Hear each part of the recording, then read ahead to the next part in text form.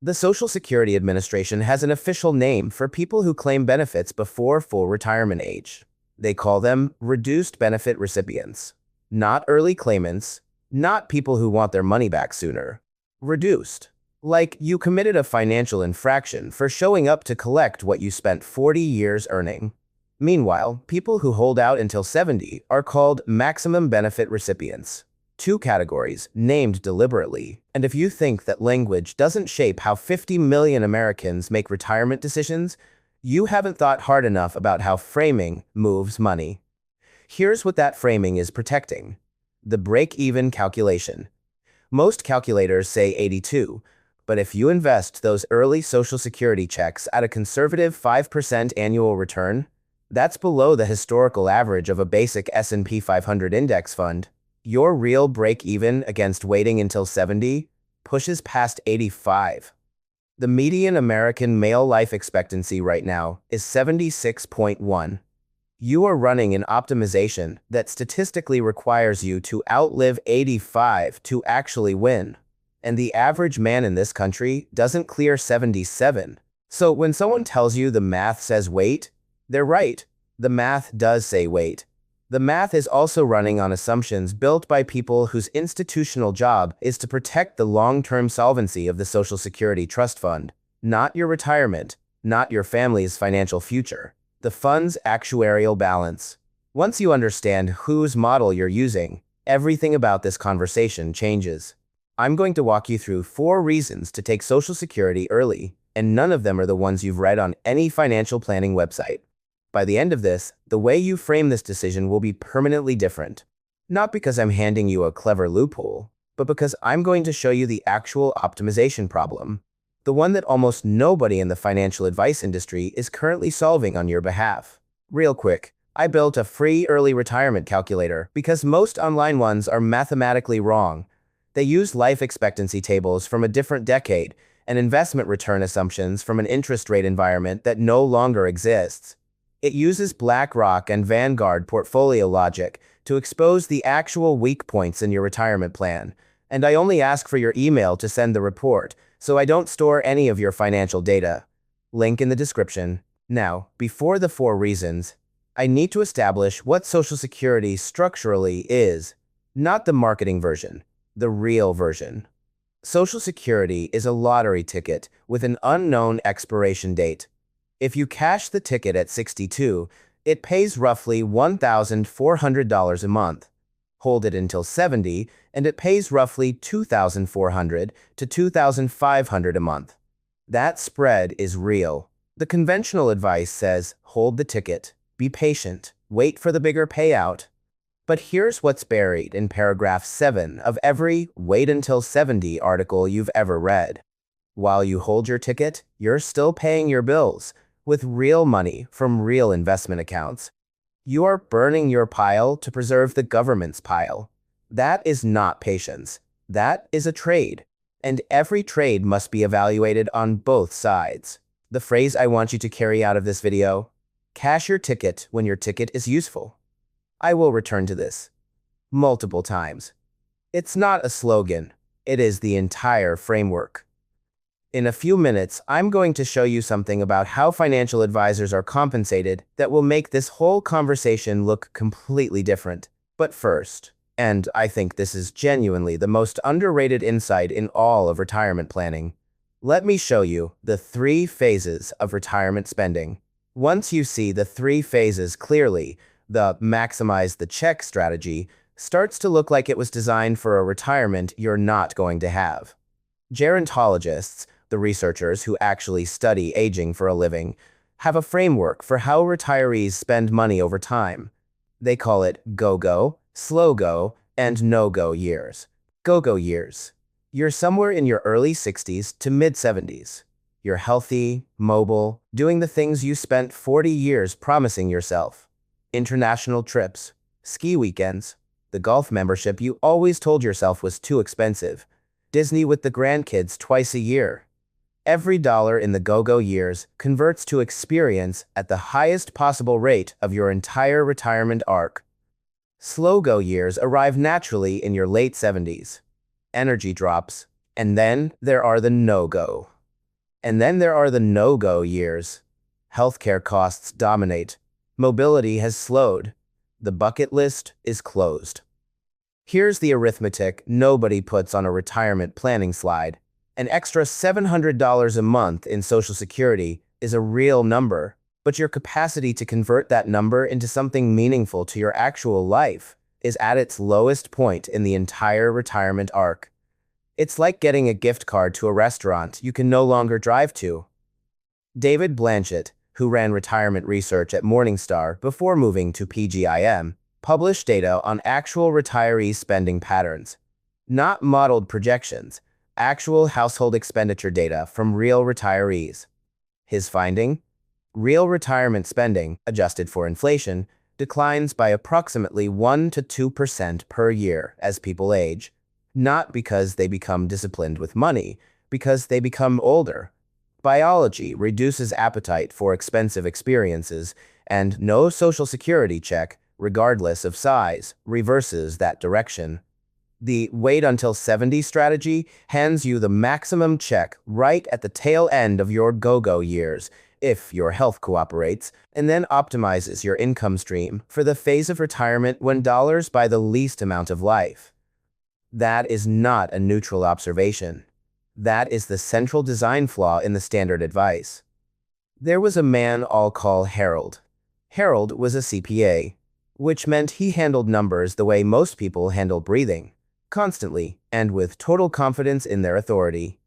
He put his Social Security timing decision through a full spreadsheet analysis. The math was clean. Family history pointed toward longevity, break even at 82, solid probability of making 85. Wait until 70. His colleagues agreed. His advisor agreed. The model agreed. So Harold kept consulting part-time into his late 60s to fund the gap. And he turned down 3 international trips his wife, Diane, had suggested, because we'll travel when I really retire. Harold maximized his benefit. He had a cardiac event at 71. Diane got the survivor benefit based on the higher delayed payout. That detail actually matters. I'll return to it. But Harold never saw Portugal. The check was optimized. The retirement wasn't. Harold and Diane's story doesn't end there. There's more to it, and the way it resolves is more interesting than you'd expect. Hold that thread, because the Harold problem isn't really about Social Security claiming strategy. It's about a specific kind of financial thinking that earns perfect marks on spreadsheets and gets punished by real life. Cash your ticket when your ticket is useful. Somewhere right now, a man is nodding his way through slide 41 of his retirement projection. Life expectancy assumption, 92. Optimal claiming age, 70. He will work 3 more years to fund the gap. He feels very prepared. He is not asked who built the model. Look, here's the part of the wait until 70 conversation that gets glossed over the fastest. If you delay Social Security from 62 to 70, you need 8 years of income from somewhere. You either keep working, separate conversation, real cost, or you pull from your own investment portfolio. Most people pull from their portfolio because the advisor ran the math and said it pencils out. Here's the math they didn't run. I think about retirement income as coming from 3 piles. Pile 1 is your own money, your 401k, IRA, brokerage accounts. This pile compounds. It earns returns year over year. It belongs to your heirs. It can be deployed flexibly when your roof blows off, your health changes, or your kid needs a down payment. Pile 1 is a living, growing asset. Pile 2 is guaranteed income, Social Security, pension if you have one, annuities. Pile 2 is stable and genuinely valuable, but it does not compound. It doesn't grow beyond cost of living adjustments, which have averaged about 2.6% annually over the last decade, well below historical equity returns. It doesn't meaningfully pass to your heirs. When you die, Pile 2 is largely done. Pile 3 is active income, part-time work, rental income, freelance, variable, not guaranteed, but real. The conventional wisdom says maximize Pile 2 by delaying your claim. What it does not say is that maximizing Pile 2 requires depleting Pile 1. And here's the exchange rate nobody explains. Pile 1, in a basic low-cost index fund, has historically returned around 7% annually and doubles every 10 years. Pile 2 grows by 8% per year while you delay, which sounds competitive until you realize that growth stops permanently the moment you claim. After that, Pile 2 adjusts only with inflation. You're trading a compounding asset for a non-compounding one. That is a trade with a real cost, and almost nobody prices it correctly. Take Marcus, 62 years old. His full retirement age benefit, what he'd collect at 67, is $2,000 a month. At 62, the 30% early reduction puts him at $1,400 a month. At 70, his full retirement age benefit, plus 3 years of delayed credits at 8% annually, brings him to roughly $2,480 a month. The gap is $1,080 monthly. Every calculator says, wait. Marcus claims at 62. He drops that $1,400 every month into a low-cost S&P 500 index fund. Not stock picking, not options, boring index investing. Over 8 years, he deposits $134,400 in total contributions. At 7% average annual returns compounded monthly, that account grows to approximately $179,000 by the time he's 70.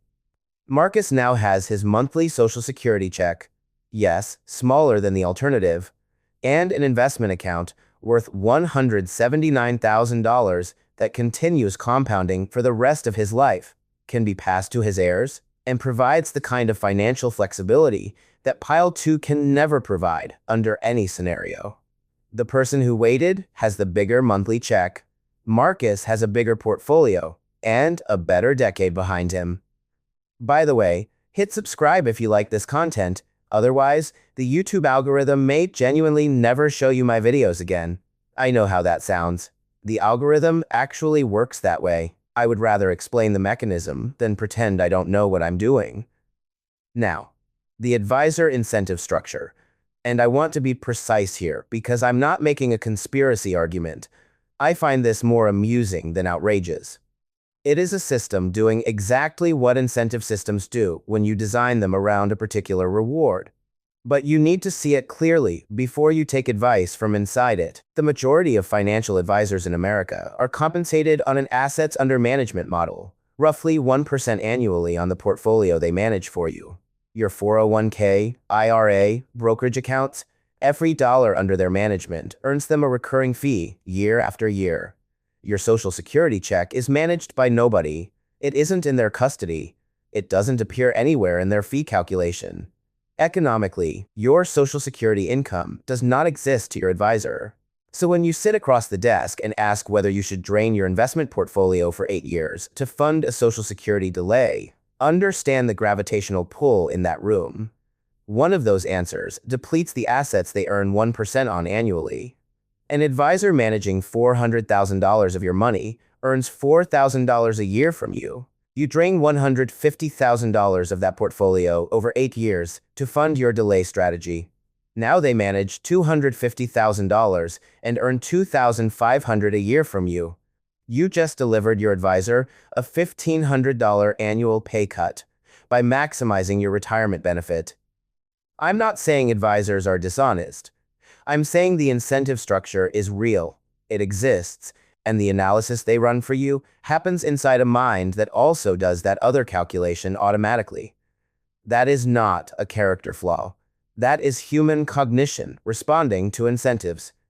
Being a sophisticated investor means knowing what gravitational forces are operating in every room before you ask your question. The SSA break-even calculator, by the way, assumes you invest early benefits at 0% return.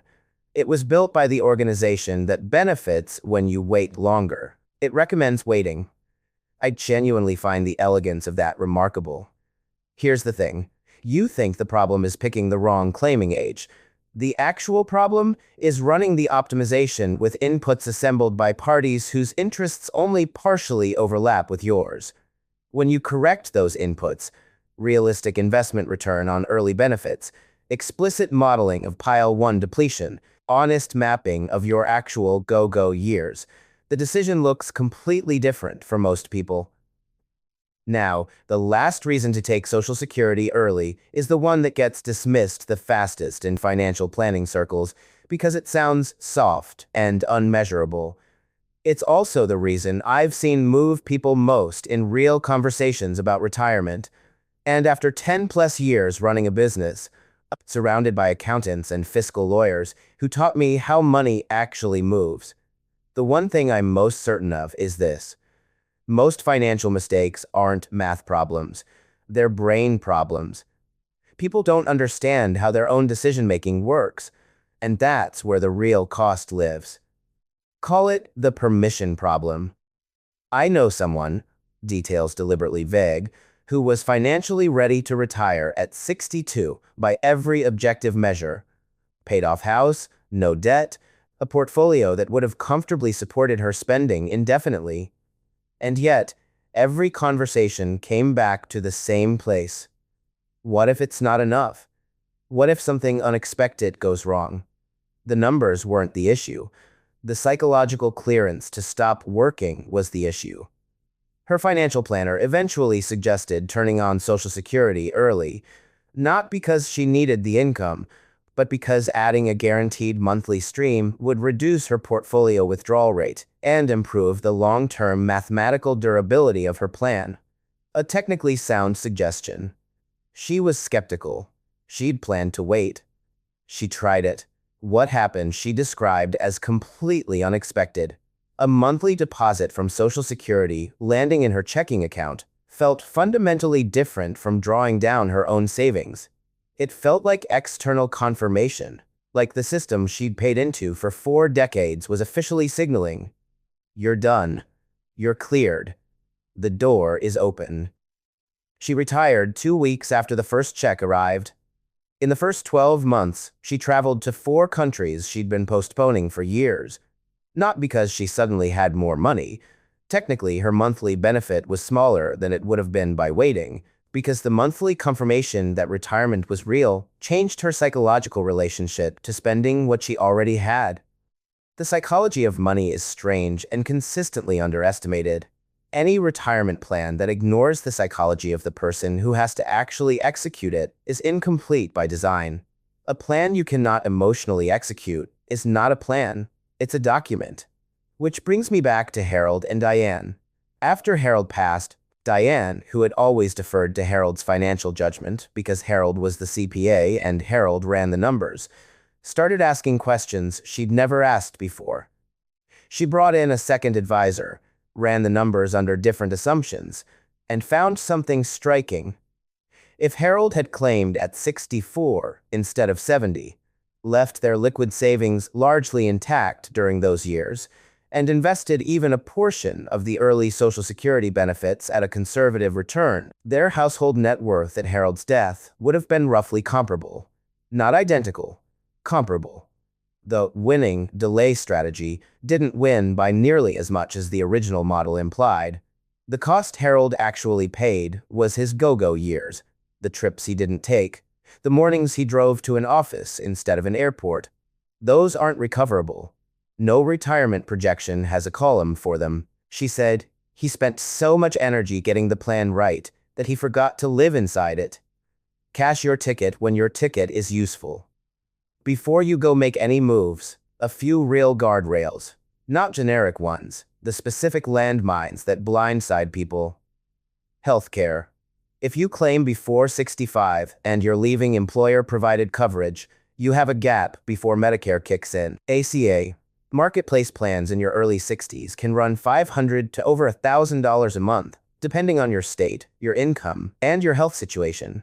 That number belongs in your early claiming calculation explicitly, not as an afterthought you discover the following spring during open enrollment. The earnings cap.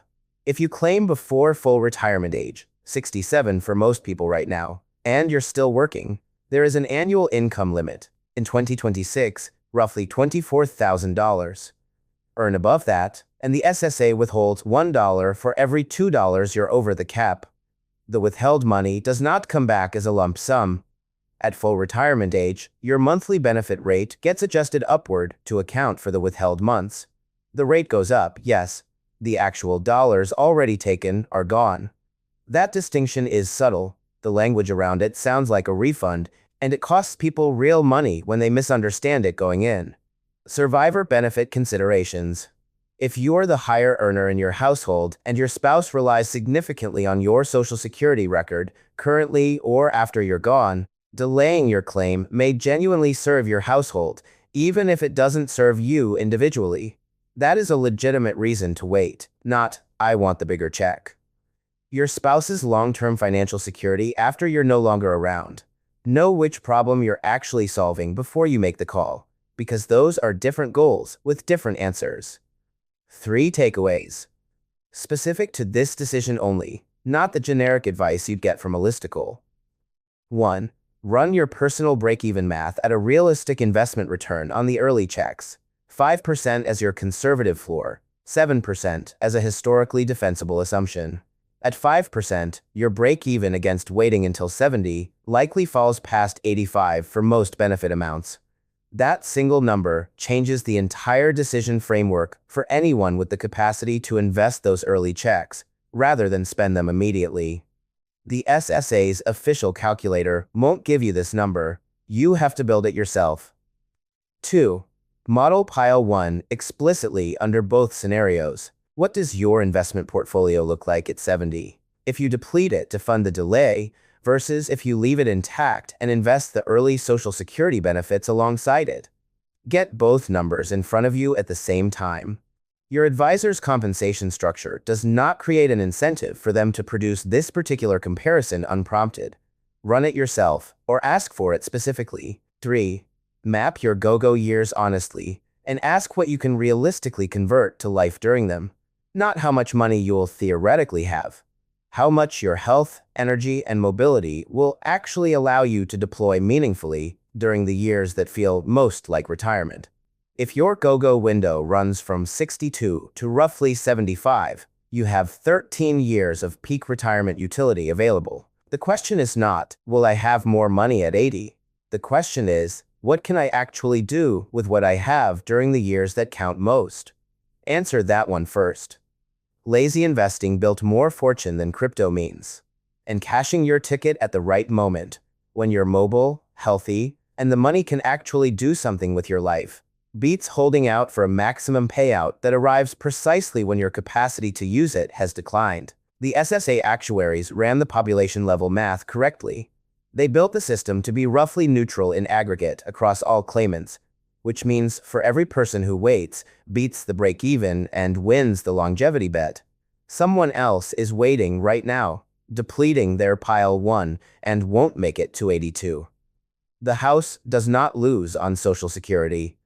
It never has. Run your numbers, know your piles, and stop letting the word reduced make you feel guilty for wanting access to money you spent 40 years earning.